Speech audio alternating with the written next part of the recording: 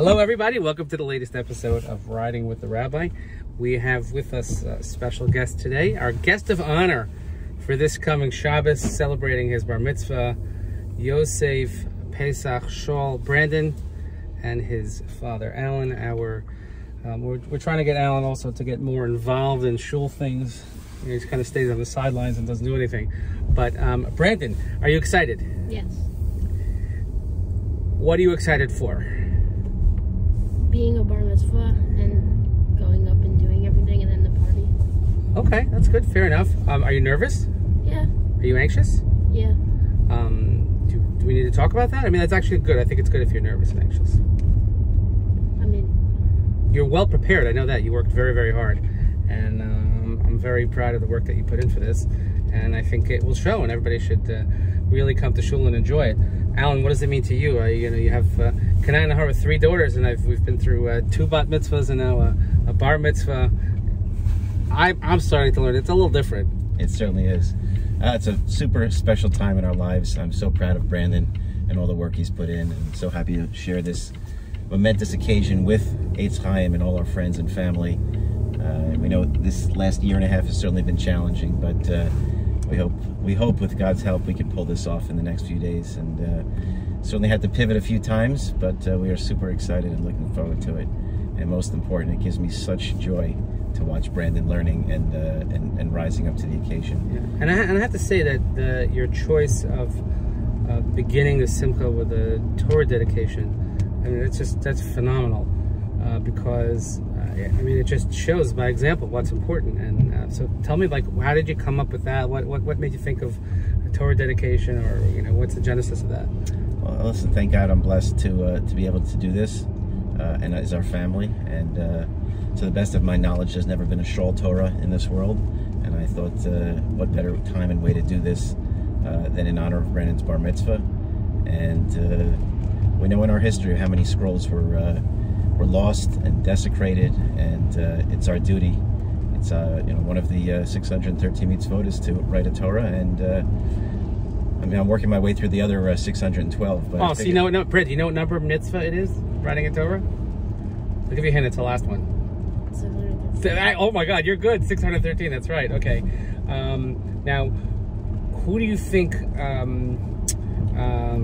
most influenced you so far into who you are today? Say your mom. Say your mom. My parents. Say your mom. Well done. Wait, we almost had Mindy on. We almost had Bela Rachel on here. Yes, Almost. But I think she's handling the women and all of their. Kol kavuda bas melech panima. We say that. You know what? She's very modest, and she's probably afraid that I would ask something that would put her on edge, which she's probably right that I absolutely would. She would show us up and do a better job, so yeah. She'd send the B team. Well, we know when we want something done, we need a committee, we just call Mindy. That's correct. That's always the way it goes. The things that she does for her friends, family, and community is certainly amazing, and she'd be embarrassed that we were even talking about it. But that's why tell the Schall's roll. Do more, talk less. There you go. And Brandon, what was your favorite part studying for the bar mitzvah? Because you're doing laning, haftorah, davening, Tvar Torah. Like, what's your favorite part of it? Just coming to shul a lot and like learning everything. Because when I was just sitting in shul, I didn't know how to do any of this stuff, and now I can like understand, and I know how to do and lead and Torah and do the haftorah. And it's cool that I know how to do it now, and I understand what other people are doing. Right. And you could do that forever. That's your skill. You own that forever and ever. No one could ever take that away from you. And this is, I say it to all of our mitzvah boys, but this is not the end. We still have a lot of work to do. Because look, you've shown since you were, I don't know, 7, 8 years old, getting up there and doing Ein Kelokeinu, Aleinu, Anim Zmiris, and you actually retired last Shabbos, which was poignant, moving up in the ranks. But you also you led your peers by example, and they all started doing it because you were doing it. So you're a natural born leader. Now, I'm gonna pivot. I want you. Could you read this for me, please? Read this paper and tell me what you think. Uh-oh. Throwing me a curveball. Oh, it's a little Miami Boys Choir. How does that go? Oh, I don't know that I can sing on this video, but have you ever felt there's nowhere to turn? Things seem confused. No one's concerned. The times we live in are oh so dark. Little faith, a light to spark. There's a vision that eases the pain. Hope arises again. Hope arises again. B'siyata d'shmaya, wherever I do. When I need him to help me, he always comes through. Never will he be alone. With his help, we can stand on our own. Okay, now who sings this? So it is Miami Boys Choir. I'm a closet Miami Boys Choir fan. When I'm having a rough day, I roll down the windows and I blast Miami Boys Choir. One day I'm going to get pulled over playing Miami Boys Choir, and I'm going to certainly throw the police officer for a loop. How did that happen? How does one, growing up in Central Jersey and in Highland Park, Edison area, come to love the Miami Boys Choir? Well, I was a student at the Harav Pesach Raymond Yeshiva, and living next door to a superstar from the band known as Besamim, Eli Borger. It was certainly a big influence in my life. Will we be seeing him this Shabbos?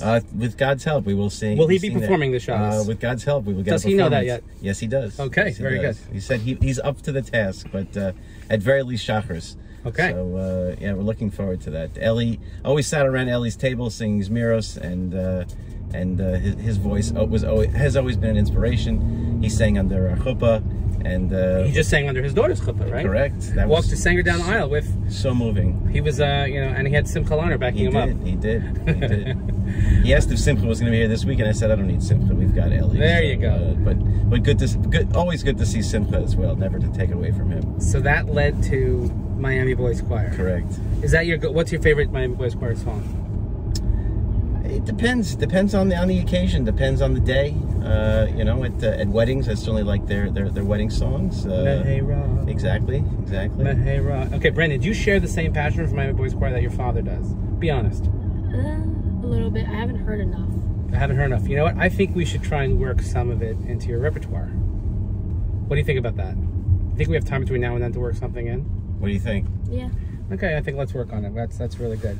But it's one of the things that we do here in this setting is that you learn things about people that you've known for a very, very long time, and you learn new things. So I bet not a lot of people knew that Alan Schall is a closet Miami Boys Choir fan. By the way, not so much closet, like way, like singing on top of his lungs, and there have been many times. Now we've shared a lot of great experiences together. Of course, as I mentioned, the Emily's bat mitzvah and Sarah Nechama's bat mitzvah and the flower wall, which is like, I don't think there's anybody in our shul who doesn't have a picture in front of that wall. Probably as their wallpaper or something. I did not know what a flower wall was until a bat mitzvah, so you learn everything. You learn something every day. Is Brandon having a flower wall? He's having a wall, but not flowers. It'll be a surprise, but there will be an Instagrammable moment, because if it's not on Instagram, did it really happen? It didn't happen, right? That's true. And we've traveled to Israel a number of times together. And could you tell us a little bit about Brandon, about your bar mitzvah project? So we're donating boats to the Israeli Navy SEALs. Bows, like Bose speakers? Boats. We're gonna need a bigger boat. They're these little boats that you can take out onto the Kinneret and just like ride around in them. And I think they're used for helping people with post-trauma from the army. Oh, that's good. Well, because the Navy SEALs, the Shayetet, those guys are in the thick of things, and they can't talk about the stuff that they've experienced because it's that kind of top secret. And what's your connection to the Navy SEALs? Well, my dad is good friends with a lot of them, and he goes to Israel a good amount to just talk to them and help them out, and he's donated money to them. And also just giving them the support that they need, because these guys have done everything for our beloved country and state of Israel, and you have the opportunity to give back. So I think that's really, really impressive. And God willing, you'll be able to go there and see your boats, but also to work out with these guys and to see what's going on. And I think that's an excellent, fantastic mitzvah. So that's another element of leadership, again, that you're doing for your bar mitzvah. Now, the Shayetet, do you know where the base is? No. It's where? Near Haifa? With the... It's top secret, but it is in the northern part of the country. I could tell you, but then I have to kill you. Exactly. Type of thing. Exactly. Okay. I've had the pleasure of spending time there. It's spectacular. And how did this idea come to be? I mean, so as many of you know, my mother's Israeli, and what? Oh yes, I didn't. Correct, and therefore I am by law an Israeli citizen. Yet I was living here and did not do my duty and serve in the IDF. And I'm so appreciative of the IDF and everything they do to protect our state and our people. And anything I could do to be involved with the soldiers and the IDF. And I stumbled upon the Shayetet through Avi Abergel and relatives of his, and using a little bit of that Israeli chutzpah, got my way onto the base, and it's been a wonderful partnership ever since. You have like a whole chapter here, right? Of guys yes, that are we involved. do. We do. We have Eric Zoller as our chairman. We have a board. He's a really good golfer, right? He's improving. He's improving. Yeah, it's been wonderful spending time with them. They really are the best of the best. They put more time, energy, and danger into their service than most others. You know, there's always a conversation about who's the best of the best, but there's a few of them up top there, and they know who they are. We don't need to pick favorites, but it's amazing. So if I can help them through this instead of my service, I consider this my service, and it's a lifetime thing. Hopefully, we will continue with. Amazing, incredible. Okay, our last thing. Any closing words? A message for Brandon for his bar mitzvah. Brandon, I am so proud of you. You really have stepped up and done the right thing.